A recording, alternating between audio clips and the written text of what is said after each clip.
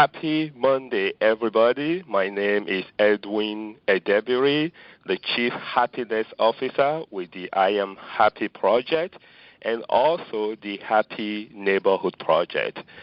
Welcome to the Happy Monday call. This call is designed, folks, to give you a jump start every Monday.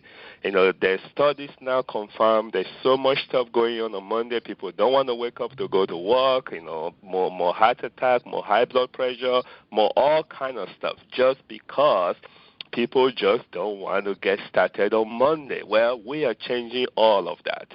We want Monday to be an exciting time for you, something you can wake up to get because, number one, you have Happy Monday. And then based on the information that we share with you on this Happy Monday, you are starting your week based on a foundation of happiness.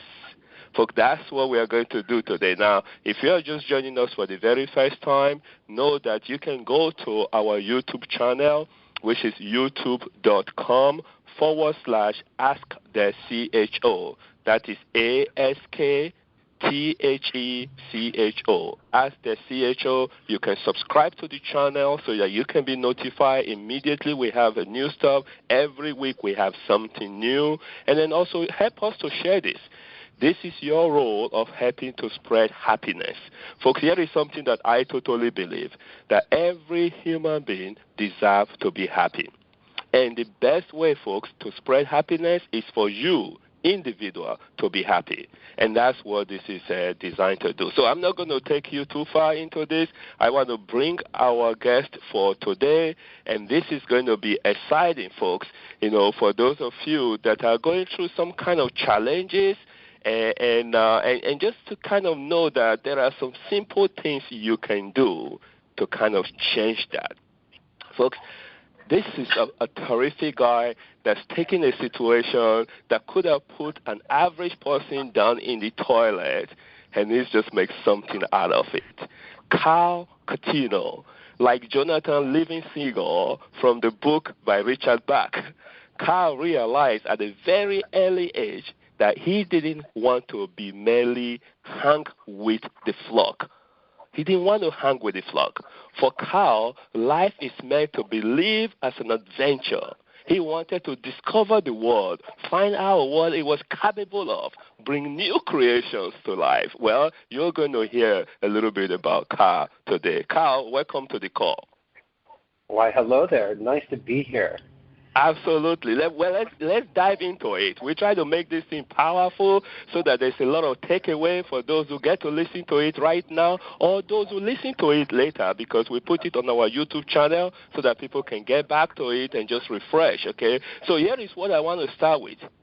On the 9th of January 4, 2014, on a routine skill trip, this is something you've done before so many times, something happened that you are forever grateful for. Share that with us.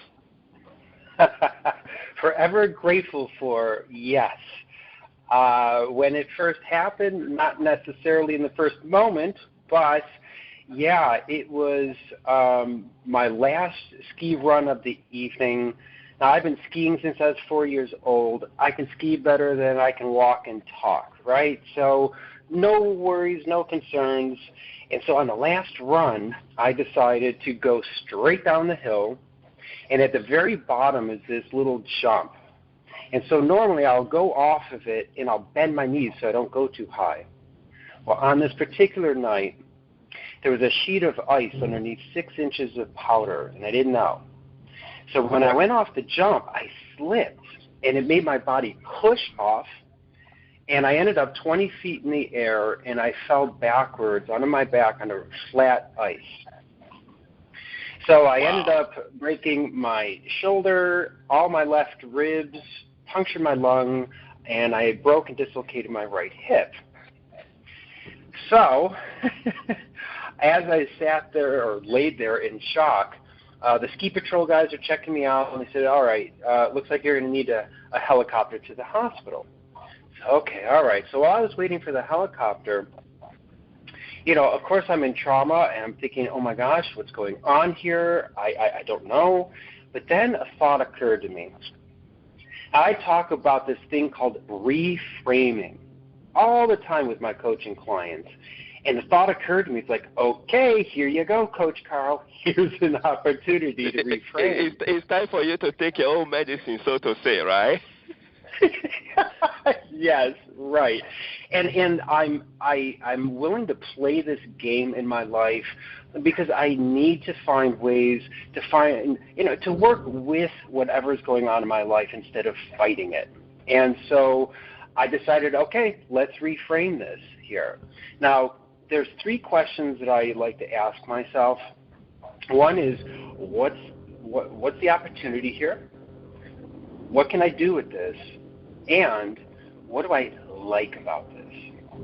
Now, it might sound a little crazy asking, what do I like about being in a ski accident?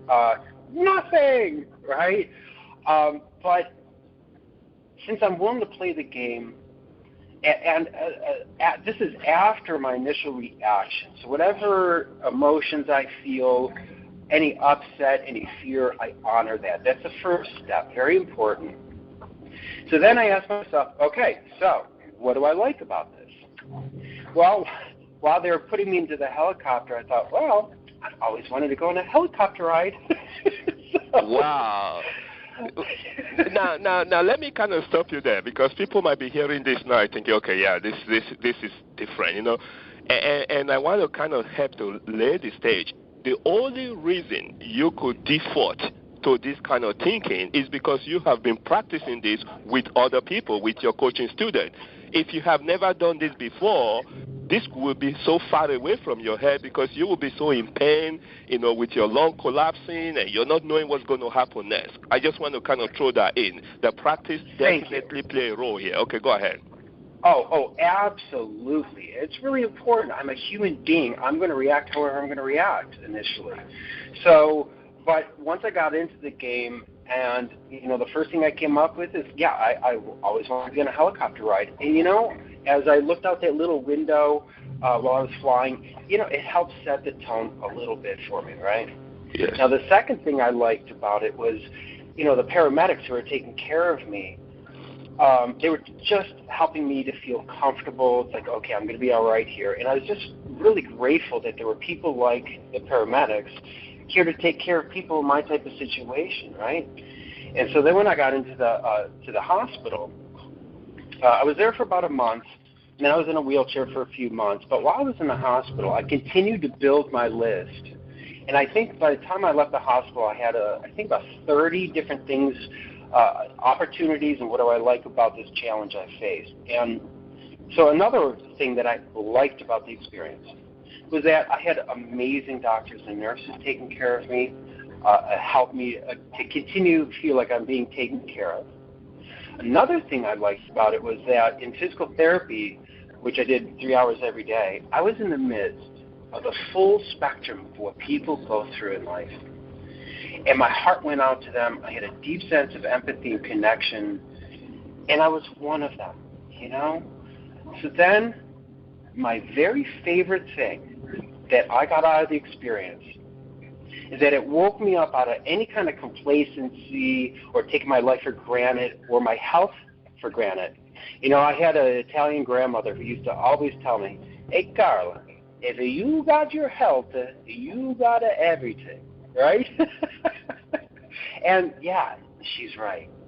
Mm-hmm. Wow. So now you've gone through that. As a matter of fact, I think you were kind of awarded the happiest client that they've got, the most positive, Yes. through the period. Yeah.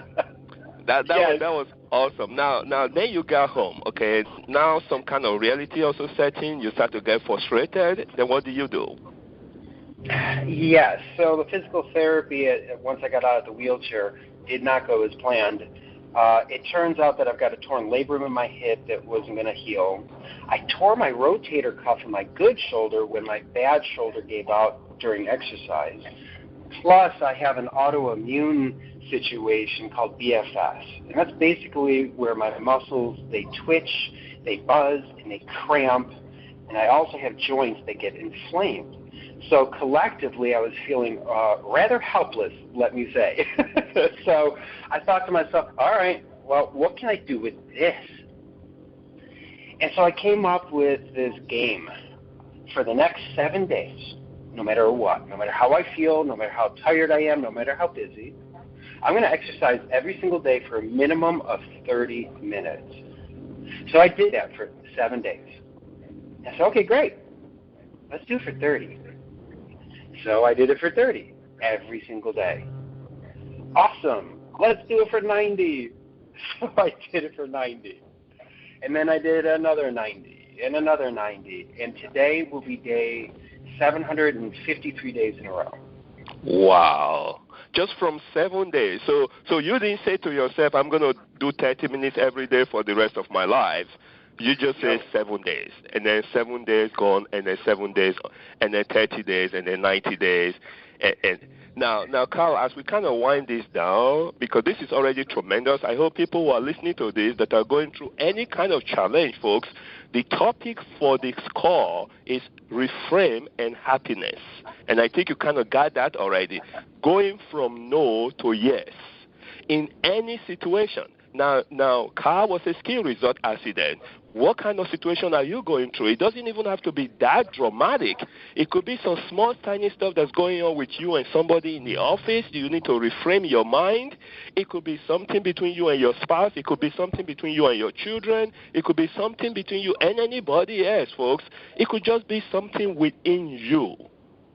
Now, Carl, help us as we kind of wind this down. What one thing someone can do, okay, that could take them into a yes in whatever situation that they are experiencing? Well, I'll tell you. So whatever's going on in my life, I have my reaction to it.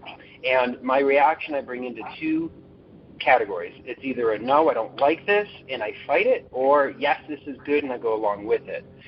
So reframing is a way to get into the yes of whatever's going on. I'm not talking about liking. I'm not talking about accepting. I'm just talking about, finding a way to work with whatever's going on. So the takeaway here is, if you ask yourself, whenever facing something that you don't like, to play the game of asking the question, all right, what is the opportunity here? What can I do with this? What can I create? And ultimately, what do I like about this here?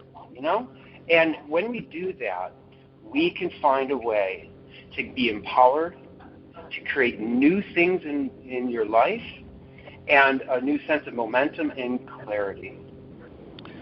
Wow, that is awesome. Folks, this is Carl Cortino. Carl is one of our feature coaches. If you want to learn more about Carl and some of the other creative stuff that he's used not only to deal with his own situation, but to deal with his students that work with him on a daily basis, go to the I Am Happy project and check under the feature coaches. You will see Carl Cortino with his bio and a link to the website.